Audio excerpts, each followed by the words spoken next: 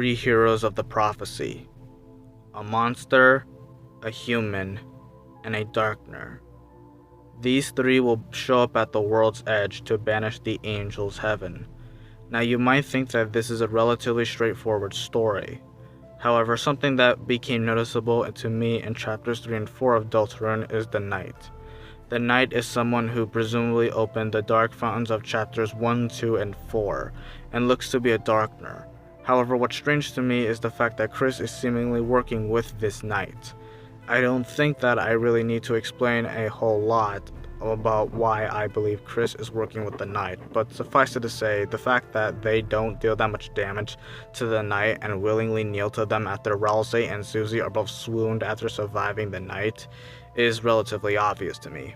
So Chris working with the Knight is an answer that isn't exactly impossible, but does cast doubt, which I will be honest here and say that you're not wrong for thinking that. It seems like there is more going on with the Knight and Chris than it seems.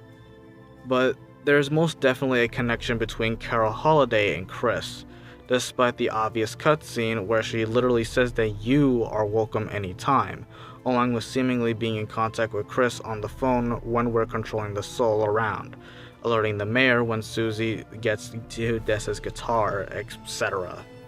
Not to mention the amount of heart-shaped objects that litter her house, it's safe to say that Carol might be working with Chris, at least somewhat due to the end of chapter 4 dialogue, which is confirmed to be Carol if you do the weird route. If Chris is connected with the Knight and Carol Holiday, that makes this group of three fit well with the Deltarune prophecy: a human, a monster, and a prince from the dark, or just a darkner in general.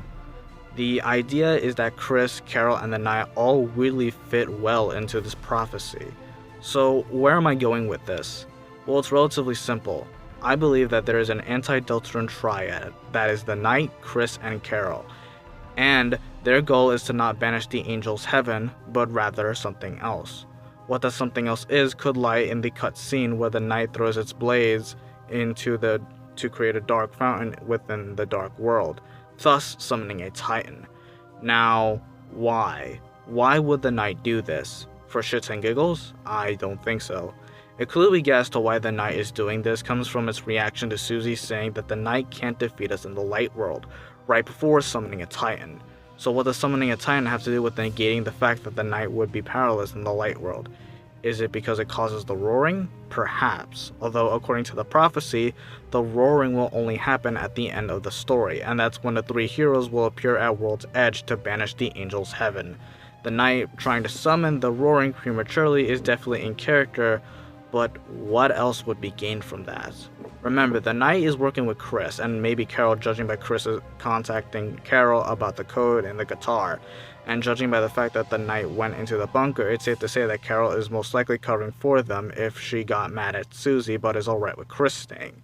So, what would be the opposite of banishing the angels' heaven? The demon's hell? What would that even look like? And what would even be this hypothetical demon's hell if it were to exist? Or, maybe, the Knight, Carol, and Chris are all working against the prophecy. Think about it. The roaring is supposed to happen at the end of the story.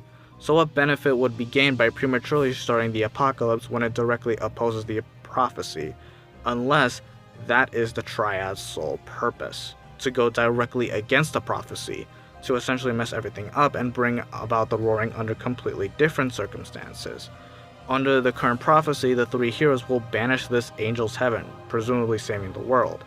Now, we don't know what the hell this angel's heaven even is, and that's a completely separate rabbit hole we can dive into another video. But suffice it to say, the prophecy does give a conclusion to itself, with the heroes appearing at World's Edge to save the world. So that's the theory, right? The Knight, Carol, and Chris directly oppose the prophecy and are doing everything in their power to make sure it doesn't come to fruition. Pretty simple, right? But then comes the realization that many probably have pointed out, and that's Carol's willingness to end the world. And while she is seen as cold-hearted, that's not to say that she would necessarily want the end of the world to come about.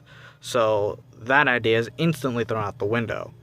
During the last few scenes of Chapter 4, Susie sees the end of the prophecy and breaks the stained glass window as Rousey apologizes to her repeatedly. There's something in that stained glass that made her react the way she did. The end of the prophecy is something Rousey didn't want us to know about. What this could be is anyone's guess, but under this theory, this end result is what I will dub the Triad of Truth, being Chris, Carol, and the Knight are trying to prevent.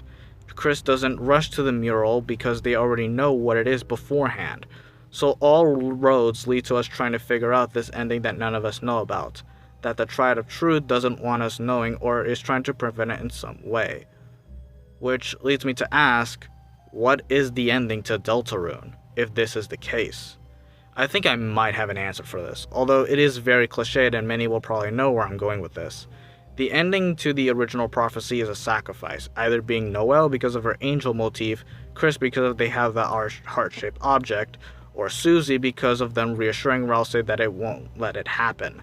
None of these options will come to pass because of the experiment that Gaster is currently running. Yes, it took me this long to finally talk about him. Gaster is one of those characters that is barely anything. He is the most shredded character in all of video game history, so fitting him into this puzzle has been pretty tough. And I don't like throwing Gaster around for every little inconvenience or explanation with some of my theories. But just this once, under my theory, I think I know what Gaster is trying to do here, and that is to save Deltarune. How? How do you save a world in which the events have already been set in stone? How does this work? How do you change fate? How do you change the experiment with all the factors kept intact? Well, if anyone who's run an experiment before knows, it's simple. You don't. You introduce an outside force, one that can drastically alter fate, and change the experiment in ways you never thought it would. You need outside help in order to bring this world to a new future. You need a new player in this game. That's right. You are the angel's heaven that will be banished in Deltarune. You are the sacrifice that will save this world. And the Knight, Carol, and Chris are all aware of the soul. Chris is an obvious no-brainer, and Carol has a lot of heart-shaped objects in their mansion, and directly says that you are welcome here anytime. Not to mention, what chapter thus far has the most freedom that the soul has in terms of being its own being is chapter 4, the place where we meet Carol and welcomes us into their home. Literally, we are welcome anytime. And that's all fine and dandy, but what about the Knight? Are they aware of the soul? Yeah, judging by the boss fight, they're likely aware, like how Jevil and Spamton were. The Knight is one of those characters where it's tough to say what their motives are since they don't talk or do anything outside of aura farming. But if I had to take a shot in the dark, I think the Knight is specifically testing the player, to see if they're worthy enough to save this world. Think about it. The Roaring Knight is a secret boss in the sense that you're supposed to lose to it. It's one of the only bosses thus far that's like this. You're supposed to lose to it, yet you can fight it and defeat it before Curse Slash theory kicks in. Wait, if the Knight is aware of the soul, and we're inside Chris's body when the Knight lays its blade on Chris, wouldn't that mean that we're the ones being knighted as well? That we've passed a test of sorts? And wait, if we're creating a dark fountain within a dark world would lead to the Titans coming alive and kickstarting the Roaring prematurely, why didn't the Knight do that in chapter 2? Why wouldn't they just go around creating dark fountains within the dark world? Unless they're not trying to start the Roaring, but rather testing us. Didn't the Knight visit Jevil and Spamton at some point? Jevil was the first secret boss that was tough, the second being Spamton, who showed us the yellow soul trait. Wouldn't that mean that the Knight set up these obstacles for us to eventually face and defeat, making us more prepared for the future? Is that why they summoned the Titans so prematurely, for us to be prepared for a bunch of other Titans approaching us? When viewed through this lens, it makes a lot of sense that the Knight is testing our skills to see if we can save this world. This is why Gaster encouraged us to go on, because we are going to be sacrificed to save this world. In a sense, we are saving the world by banishing our heaven, our fantasy of this world.